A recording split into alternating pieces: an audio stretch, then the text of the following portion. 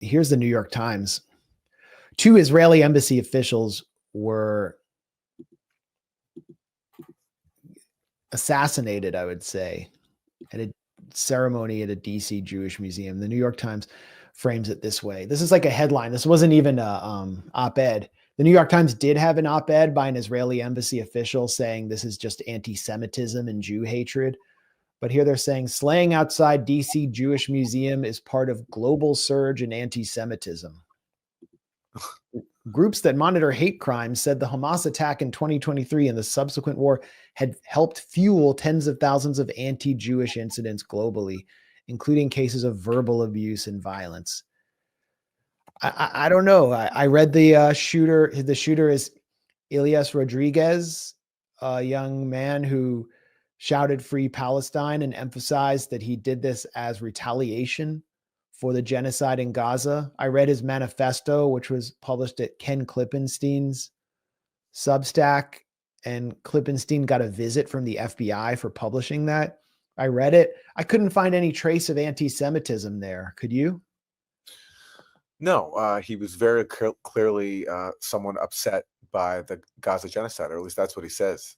And I didn't see any anti-Semitism in what he wrote. And of course, the New York Times is going to declare as fact that this is anti-Semitism because they've conflated, like everybody else, Israel with the Jewish people deliberately. Yep. I mean, these are just Jews. They're making it out to be like that they're just Jews who are just at a Jewish festival who don't have any affiliation with any government that is engaged in a genocide, and thereby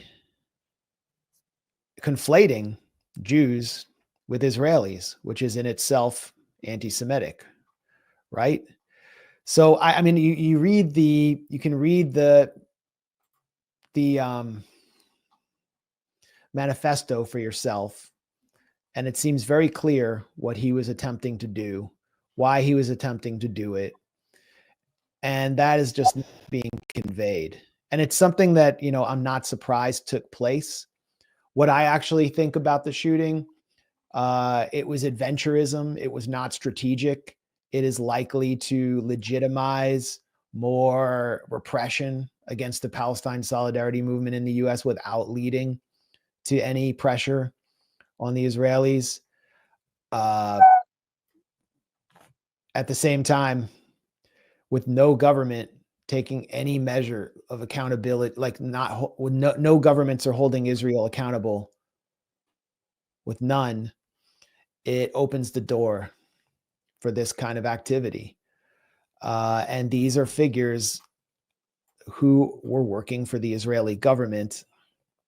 Yaron Leshinsky, for example, I'm trying to pull up some of his tweets, who celebrated assassination again and again and again. I mean, this guy was a huge enthusiast of assassination. Let me pull up one of his tweets.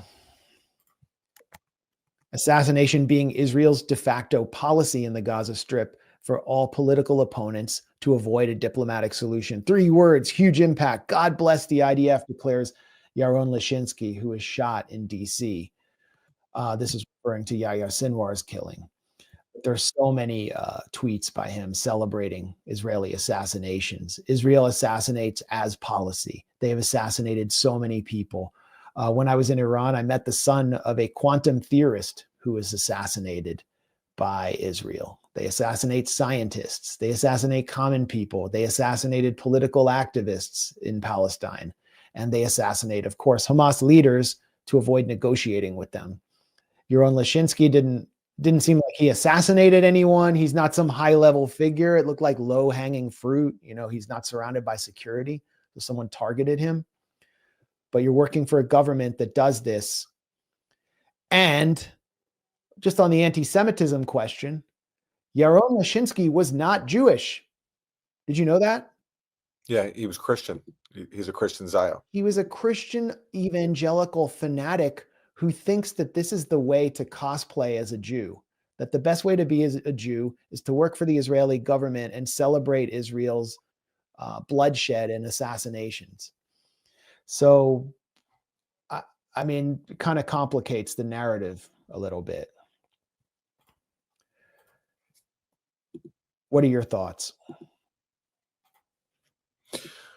Well, if we actually believe that every human life is equal, then this incident just underscored that our establishment just doesn't care about human life when it comes to Palestinians. 2 people in DC were killed, and I mourn every loss of human life. I don't want to see anybody get hurt, but the incessant focus on 2 people being killed, while every single day Palestinians are being massacred en masse. It just underscores how normalized the genocide has become, and how it's considered routine that people in Gaza, whether they're children, women, men, their massacres, their murders every single day are just completely normalized. Whereas if 2 people from Israel, the genocidal state, get killed in obvious response, I mean, it's not as if this killing would have happened if not for the genocide. The contrast between the attention paid on 2 Israelis versus, tens and tens of thousands of Palestinians murdered every day is just so stark. It just underscores we have not even the most remote faith in what I thought was just what everyone claims to believe, which is that all lives are created equal. We just don't believe that, and this just underscored that to me. Yeah, I mean, just the outpouring of indignation and rage, and the coverage by mainstream media of 2 people being killed while there were just scores of children being barbecued in Gaza, like small children just turning up charred, and it doesn't even register. Kind of, it makes the racism pretty apparent and abundant. Here's Yaron Lashinsky again, celebrating assassination. If the Houthis continue to fire missiles toward the state of Israel, they will suffer painful blows. We will hunt down and eliminate Abdul Malik al-Houthi in Yemen as we did with Dave Sinwar in Nasrallah. Houthis have no idea who they're messing with. I mean, there's so many Israelis who work for the Israeli government or who served in the Israeli military who have not only said these words, but who have boasted about war crimes that they've committed on social media, who've showed themselves in the homes of people that they've killed, even tweeted video of themselves sniping at people and animals in the Gaza Strip, vandalizing homes, blowing up homes, and they're going on vacation around the world. They're going, I see them like in Central America. I would see Israelis at this one particular hostel, and you would just, the vibe of the hostel was just like violent. You could just feel it. And they travel separately from everyone else in packs, and they sing their army songs on the beach, and they act like they're just normal people who don't have blood on their hands that could not be concealed by all the perfumes of Arabia. That and I would prefer something like the Hind Rajab Foundation is doing, which is to hold them legally accountable and to compel governments like the government of Brazil to arrest them and hand them over for international prosecution, all of them, than to some violent alternative. I'm not involved in violence. It's not the reason that violence is taking place is because of Israel's assassination policy and the failure of all governments to stop it. But I'm not surprised that this is happening. And if Israelis want to implicate themselves so much by identifying with the slaughter that they carried out, by tweeting about it, by advertising it on Instagram, then they should be prepared to face the consequence, because billions of people around the world are utterly disgusted. And then finally, and again, I oppose the violent consequence. There should be a legal consequence. There has to be a legal consequence. Finally, to Zionists, if you've been celebrating and with glee, pagers blowing up in children's faces in Lebanon, if you have been kvelling about assassinations in Iran, in Gaza, if you've been masturbating to mass death, if you've been tweeting out images of the destruction of Gaza with FAFO attached to it, then you don't get to play the victim here. The victimhood act is over. The performance is over. No one takes you seriously anymore, and no decent person will have any sympathy for you after what you've done for the past year and a half. It's over. This post here from Jihad Abu Salam sums up Zionism to me.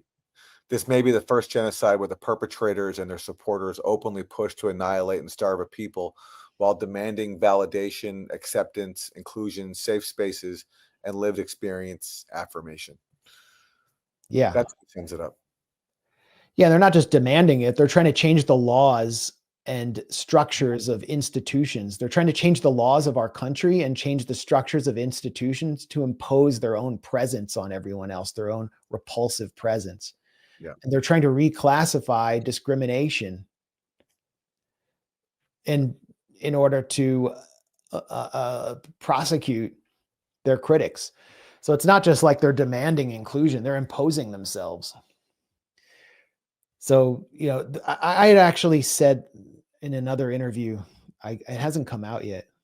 I think I gave an interview to TRT because I was briefly in Istanbul, that I thought after this war was over, after the ceasefire, there would be a kind of the global retribution against Israel coming from like global civil society. But I mean, who's to say it won't happen now? And, you know, the way to head that off and the proper way to handle things, if we lived in a civilization, would be for institutions like, I don't know, the International Olympic Committee to do what it did to Russia and ban Israel from all competitions. But that's not happening. No institution is stepping up. So then you have like, you'll have radical people, including people with possible mental illnesses, lashing out because there's no recourse. And that's dangerous. But it's the fault of our elites.